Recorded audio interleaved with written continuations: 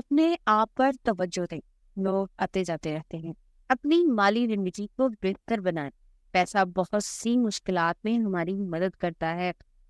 تنقید کو قبول لیکن بے عزتی کو کبھی قبول نہ کریں۔ جب آپ کو احساس ہو کہ آپ نے غلطی کی ہے تو اسے ٹھیک کرنے کے لیے فوراً کچھ کریں۔ بعض اوقات جو آپ چاہتے ہیں اس کا حاصل نہ ہونا ہی آپ کے فائدے میں ہوتا ہے۔ وفادار رہیں یا اکیلے رہیں، یہی سب سے سادہ اصول ہے۔ فضول گفتگو سے ہر حال میں بچیں، یہ آپ کے دماغ کے لیے زہر ہے۔ یاد رکھیں، کبھی کبھار چپ رہنا بہترین جواب ہوتا ہے۔ دوسروں کو بدلنے کا طریقہ پیار ہے، غصہ نہیں۔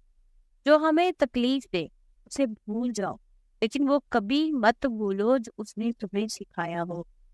پہلے درد ہوتا ہے اور پھر یہ درد آپ کو مضبوط بناتا ہے۔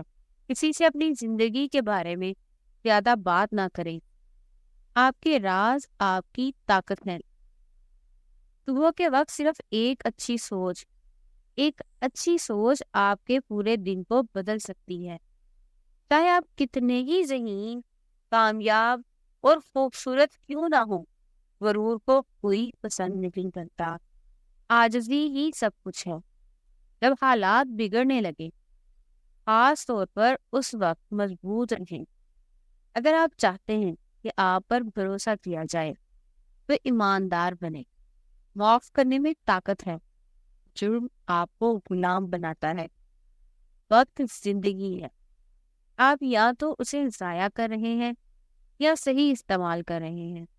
جب تک آپ زندہ ہیں کوئی بھی مشکل مستقل نہیں ہے۔ کبھی آپ جیتتے ہیں اور کبھی آپ سیکھتے ہیں۔ اس زندگی میں ہمارا بنیادی مقصد دوسروں کی مدد کرنا ہے، اور اگر آپ ان کی مدد نہیں کر سکتے تو کم از کم انہیں تکلیف تو نہ دیں۔ تباہ حال لوگوں کو متاثر کرنے کی کوشش میں خود کو تباہ مت کرو۔ اگر تم نہیں پوچھو گے تو تمہیں نہیں ملے گا۔ اگر کوئی آپ کو نیچے گرانے کی کوشش کر رہا ہے تو پہلے ہی آپ سے زیادہ گرا ہوا ہے۔ جسے آپ قبول نہیں کر سکتے اسے آپ تبدیل بھی نہیں کر سکتے۔ پریشان ہونے کا کوئی فائدہ نہیں۔ بہترین انسان وہ ہے جو اپنے غصے اور نفرت پر قابو پا لے۔ پرسکون ذہن انسان میں اندرونی طاقت، اعتمادی پیدا کرتا ہے۔ لہذا یہ اچھی صحت کے لیے بہت ضروری ہے۔ چھوٹے چھوٹے جھگڑوں کا اثر اپنی دوستی پر نہ پڑنے دیں۔ آپ کے گھر کا محبت بھرا ماحول آپ کی زندگی کی بنیاد ہے۔ زمین پر امن کے ساتھ رہا۔ آپ کی عزت نفس آپ کے جذبات سے زیادہ مضبوط ہونی چاہیے۔ آپ اپنی عادات بناتے ہیں اور پھر آپ کی عادات آپ کو بناتی ہیں۔ اور زندگی میں ہر روز کچھ نیا سیکھو، نیا سوچو، نیا کرو۔